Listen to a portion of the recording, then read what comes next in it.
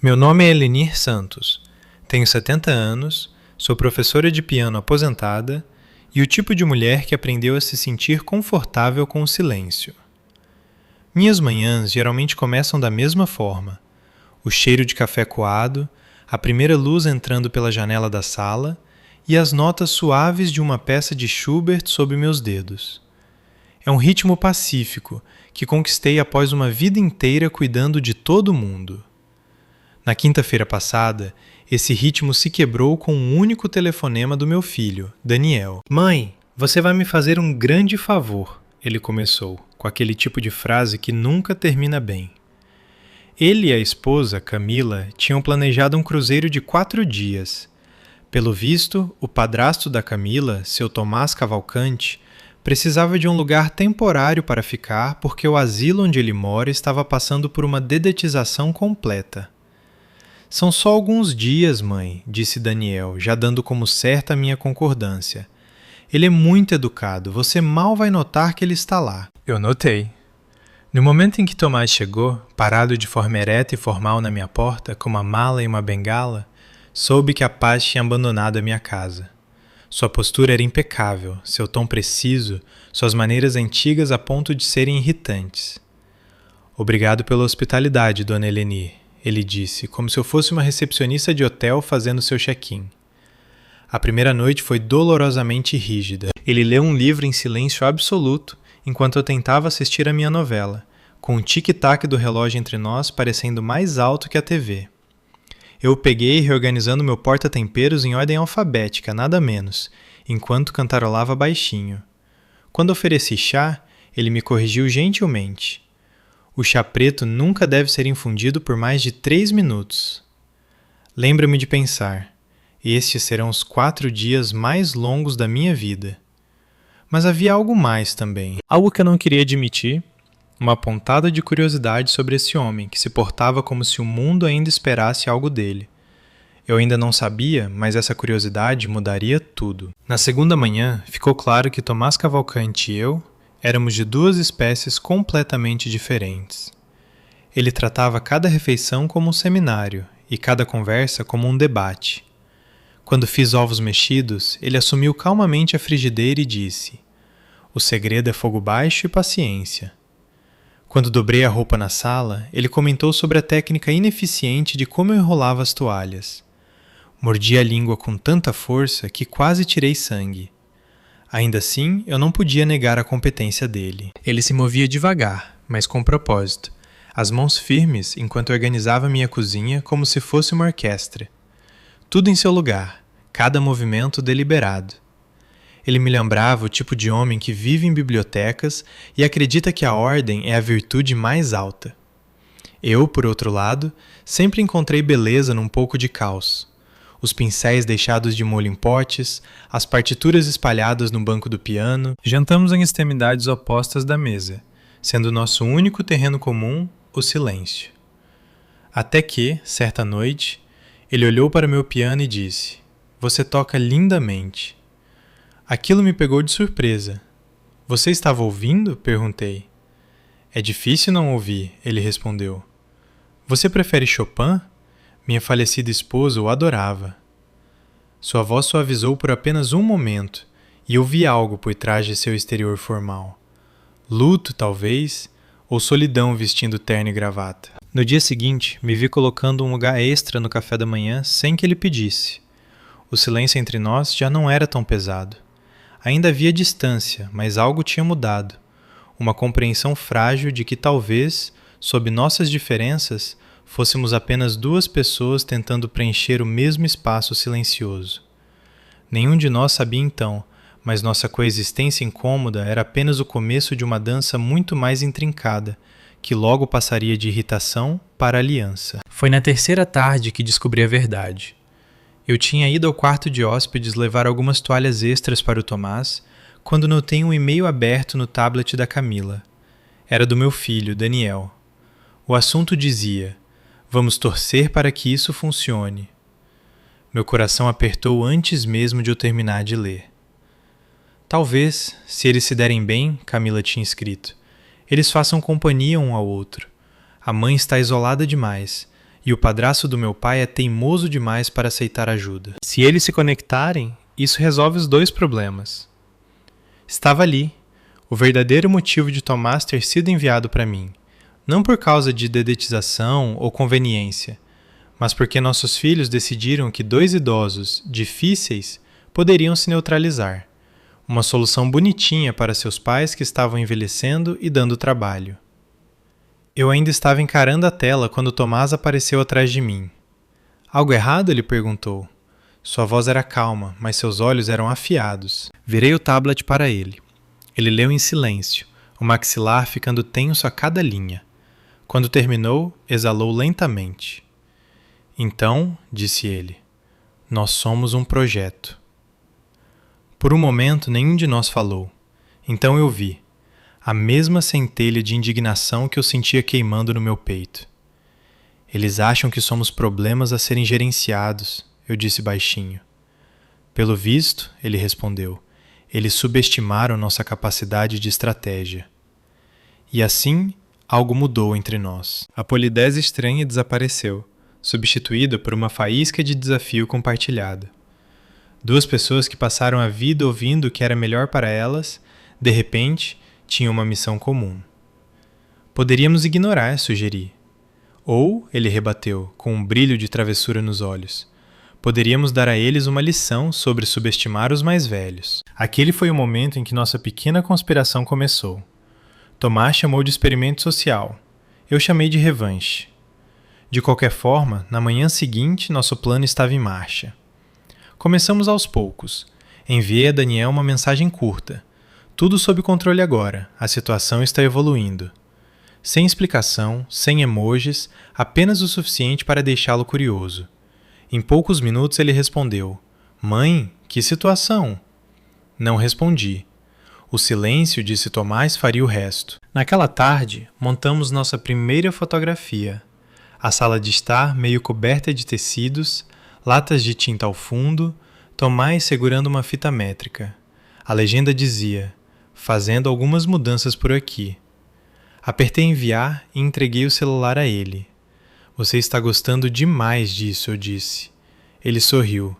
Vingança, dona Eleni, é mais eficaz quando disfarçada de produtividade. Enquanto nossos filhos se corroiam de confusão em algum lugar no cruzeiro de luxo deles, Tomás e eu nos vimos aproveitando o processo muito mais do que o esperado.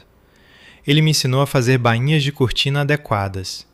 Eu o ensinei a fazer uma cuca de maçã sem transformá-la em um experimento de química.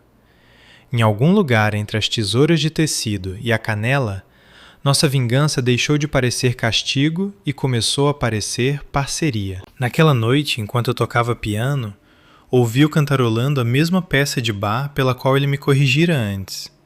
Quando parei, ele pareceu genuinamente decepcionado. Não pare, disse ele suavemente. Faz anos que a música não preenchia um cômodo onde eu estivesse. As palavras me desarmaram completamente. No dia seguinte, enviei outra mensagem para Daniel. Conexão inesperada. Nós nos entendemos perfeitamente. Alguns minutos depois, meu telefone tocou sem parar. Deixei tocar. Tomás ergueu sua xícara de chá em saudação. Eles estão em pânico, disse ele. Ótimo. Talvez finalmente percebam que não somos apenas peças no tabuleiro de xadrez da família.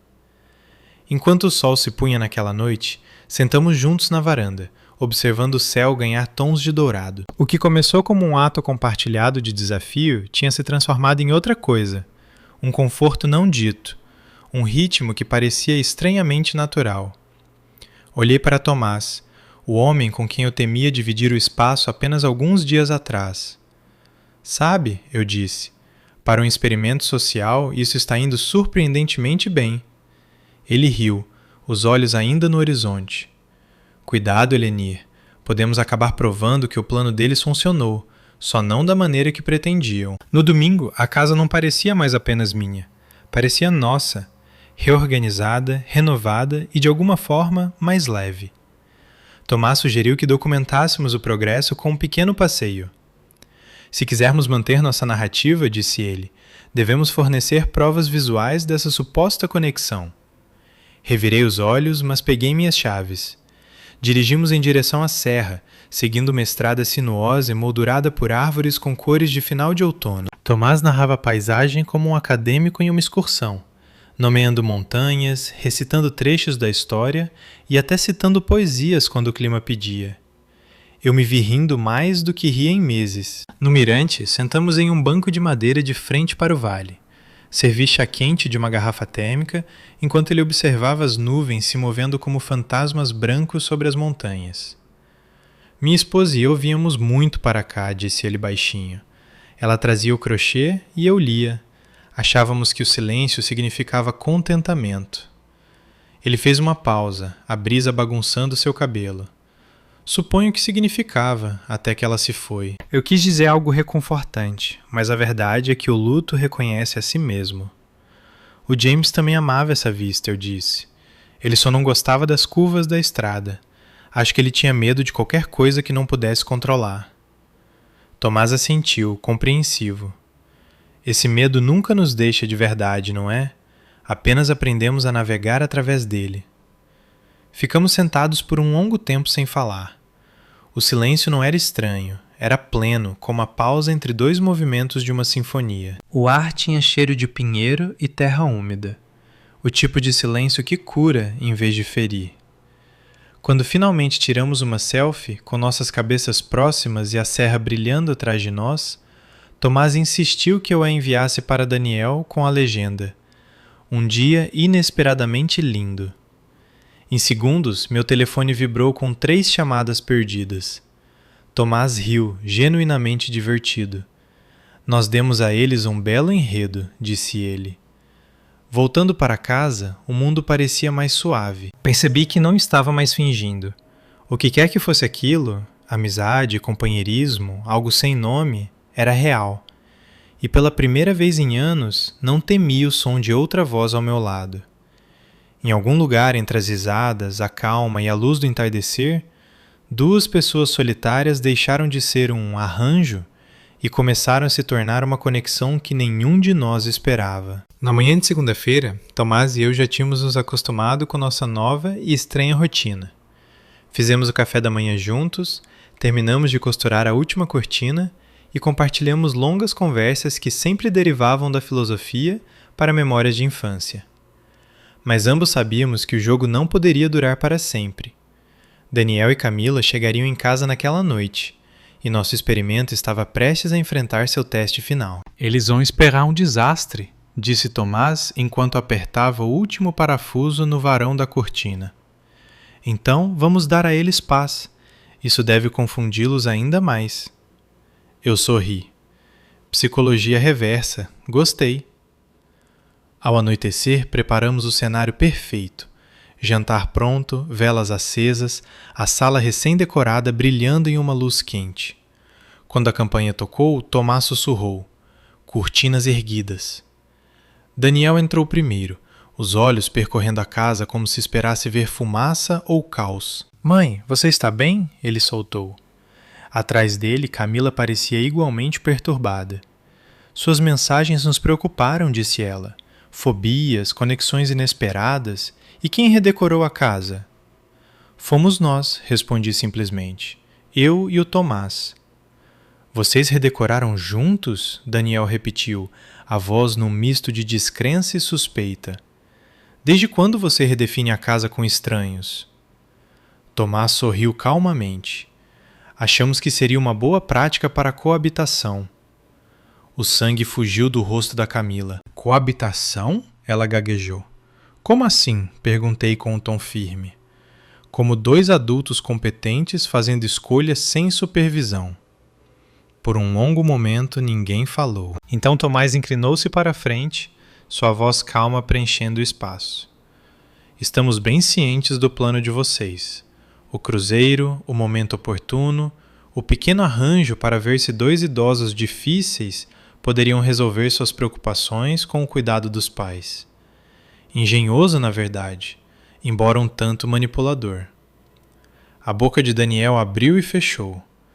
"Não foi isso, nós só achamos que..." "Acharam que éramos problemas a serem gerenciados", eu disse suavemente. "Não pessoas a serem consultadas." O silêncio que se seguiu foi mais pesado que a raiva. Os olhos da Camila se encheram de lágrimas. Nós só queríamos ajudar, ela sussurrou. Não queríamos ofender vocês. A intenção não apaga o impacto, respondeu Tomás. Vocês tiveram boas intenções, mas esqueceram que ainda temos autonomia e senso de humor. Daniel exalou, a culpa pesando em seus ombros. Vocês têm razão, disse ele finalmente. Deveríamos ter perguntado. Sinto muito, mãe. E Tomás, peço desculpas a você também. Desculpas aceitas, eu disse, sorrindo de leve. E há algo mais que vocês devem saber. Olhei para Tomás, que deu um pequeno aceno. O plano de vocês não falhou totalmente. Só teve sucesso de uma forma diferente da que pretendiam. Tomás ergueu sua taça em um triunfo silencioso. Descobrimos que duas pessoas supostamente impossíveis podem de fato se dar muito bem. Decidimos continuar nos vendo, nos nossos próprios termos. Daniel piscou, então riu nervosamente. Então, vocês não estão bravos? Ah, nós estávamos, eu disse. Mas agora estamos apenas achando graça. Vocês veem, quiseram gerenciar nossas vidas. Em vez disso, nos lembraram que elas ainda nos pertencem. O jantar naquela noite foi muito mais caloroso do que qualquer um de nós esperava. Assim que a tensão se dissolveu, a risada voltou à mesa, hesitante no início, depois natural. Camila elogiou as novas cortinas. Daniel admitiu que nunca tinha visto a casa tão iluminada. Tomás, sempre performático, começou a contar histórias de seus anos ensinando teatro. A vez em que um ator desmaiou no meio de um solilóquio. A vez em que um gato vagou pelo palco durante Hamlet. Na hora da sobremesa, o ar parecia leve novamente. Quando a louça foi recolhida, Daniel virou-se para mim. Então, o que acontece agora, mãe? Ele perguntou gentilmente. Encontrei seus olhos e respondi honestamente. Agora, continuarei fazendo o que sempre fiz, fazendo minhas próprias escolhas. E se isso incluir ver o Tomás, será porque eu quero, não porque alguém planejou. Tomás assentiu com expressão pensativa. Pode ficar tranquilo, Daniel. Nossas intenções são inteiramente autônomas. Não estamos fugindo para casar, apenas explorando. Seu tom seco arrancou uma risada involuntária de todos.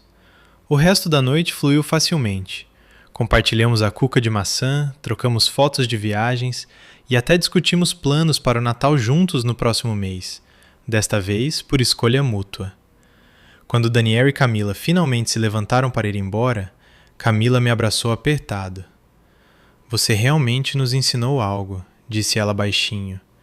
Achamos que estávamos ajudando. Não percebemos que estávamos tentando assumir o controle. Eu sorri. Ajuda é maravilhosa, eu disse a ela, desde que seja oferecida, não imposta. Depois que eles saíram, a casa ficou silenciosa novamente. Mas não era o mesmo tipo de silêncio de antes. Era uma quietude confortável, preenchida por um murmúrio de possibilidades. Tomás serviu 2 cálices de vinho e me entregou um. Bem, disse ele, nossa pequena performance terminou com aplausos. Eu ri. Sim, e talvez uma ovação de pé para nós dois. Brindamos, a luz do abajur refletindo em seus olhos. Qualquer que fosse o nome que nossa conexão viesse a tomar, amizade, companheirismo ou algo mais, não precisava ser definido. Naquela noite, o que importava era que era real e só nossa. Lá fora, a brisa soprava suavemente pelo jardim, como uma bênção sobre tudo que tocava. Lá dentro, 2 pessoas que nunca deveriam ter se conhecido sentavam-se lado a lado, quietas, gratas por um plano que tinha dado maravilhosamente errado. Quando olho para trás agora, não consigo deixar de sorrir de como tudo começou. Um hóspede indesejado, um plano descuidado e 2 filhos adultos que achavam que sabiam que era melhor para seus pais. Eles tinham boas intenções, eu acredito nisso, mas ter boas intenções não é o mesmo que respeitar a independência de alguém. Tomás disse uma vez algo que ficou gravado em mim. O pior tipo de controle é aquele disfarçado de cuidado. Na época, achei que ele estava sendo dramático. Agora entendo exatamente o que ele quis dizer. As pessoas muitas vezes embrulham seu medo em preocupação. Medo de que seus pais caiam, cometam erros, ou simplesmente vivam de forma diferente do que elas prefeririam. Mas o amor sem respeito rapidamente se transforma em gerenciamento, e ninguém, em qualquer idade, merece ser gerenciado. Nossos filhos queriam facilitar nossas vidas. Em vez disso, nos lembraram que ainda tínhamos uma vida que valia a pena ser escolhida, decorada e compartilhada sob nossos próprios termos. A ironia é quase poética. Ao tentarem nos ensinar responsabilidade, eles aprenderam o que realmente significa deixar ir. Se você está assistindo a isso e já tentou consertar a vida de outra pessoa, especialmente de alguém mais velho, pare por um momento. Pergunte em vez de presumir, ouça em vez de organizar. Porque às vezes, a melhor maneira de amar alguém é confiar nela o suficiente para que ela escolha por si mesma. E se você for como eu, alguém que já foi rotulado como teimoso, cabeça dura ou independente demais, não peça desculpas por isso. Independência não é rebeldia, é a prova de que sua história ainda não terminou. Então me conte, você já viu boas intenções darem terrivelmente errado? Compartilhe sua história nos comentários, eu adoraria ler. E se essa história lembrou você de alguém que você ama, compartilhe com essa pessoa. Talvez isso inicie uma conversa que vale a pena ter. Não esqueça de curtir e se inscrever, porque às vezes a revanche não é barulhenta nem cruel. É simplesmente viver bem e lembrar ao mundo que você ainda está aqui.